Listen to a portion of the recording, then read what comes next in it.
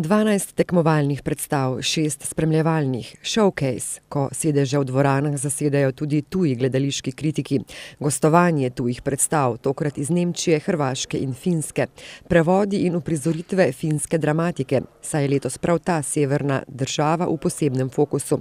Okrogle mize, razstave in tradicionalno gostovanje mladih študentov igre in režije.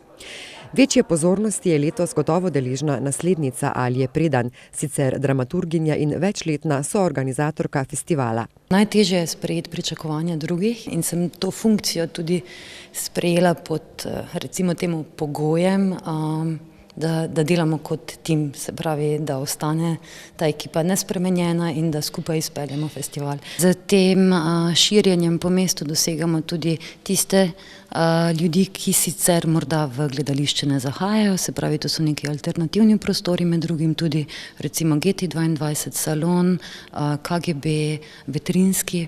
Sinoči si je občinstvo med drugim ogledalo tekmovalno predstavo Leons in Lena, satiro Georga Büchnerja iz prve polovice 19. stoletja v izvedbi Mestnega gledališča ljubljanskega. Parodija visoke družbe je edina predstava, ki jo je letos v Sloveniji na oder postavila Mateja Koležnik. Vem, da je zelo nenavadna. Nenavadna tudi za drugače ta moj režijski, opus ali pa za mojo režijsko poetiko. Stopila sem na eno polje poetične drame, ki je nisem delala nikoli, vedno sem delala sam realizem. Jaz sem strašno vesela, da je tu, zato ker je bil to eden od lepših procesov v moji karieri. Kako to, da samo ena predstava v Sloveniji letos, kam vas je potegnilo? Malo sem šla v Nemčijo pa v Avstrijo.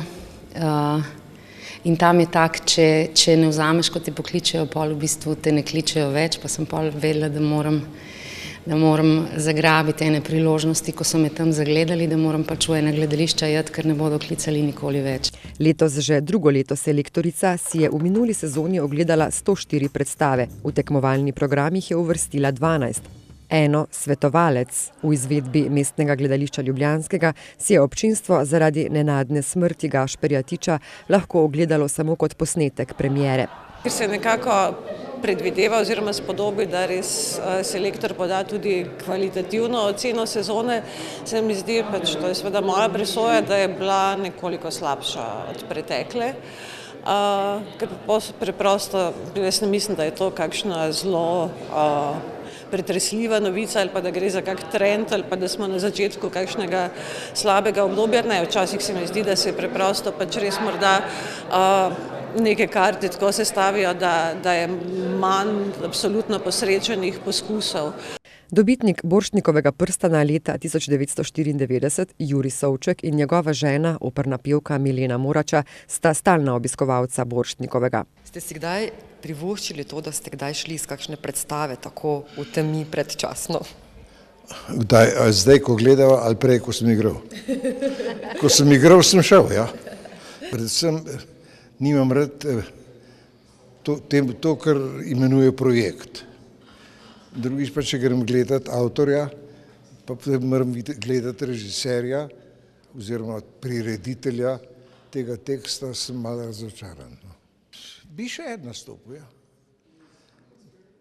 Mogoče bom zdaj počakal čez 2 let, če bom rekel direktorju, da bi nekaj zaigral za 90 let, da bi vsaj, če bom zdržal toliko še. Midva sva se spoznala na Borštnikovem srečanju in od takrat nekako je Borštnik tudi del najine ljubezni. Občinstvo je včerajšnja predstava Leons in Lena navdušila. Seveda sem tukaj vedno. Sem srečna, da pridejo taka dobra gledališča v Maribor. Vaš gledališki okus je sicer kakšen? Kakšne predstave imate radi? Jaz imam rada čim bolj komplicirane drame, take, da nič ne razumem, da pol razmišljam cel teden oziroma celo leto. Zato pa hodim tudi na pogovore o predstavah. Je bila vreda, ja. Prijetna. Si pogledate vse predstave na Borštnikovem srečanju? Ne, to je šele druga. Še 2 bota. Ena boljša od Mateje Koležnik, kar sem videl. Kaj te je prepričalo v njej? Kako se poigrava s časom, kostumi, scena, izjemne igralske kreacije. Ki jih bo do sklepnega dogodka festivala, ko si bo Borštnikov prstan nadela Saša Pavček, še veliko.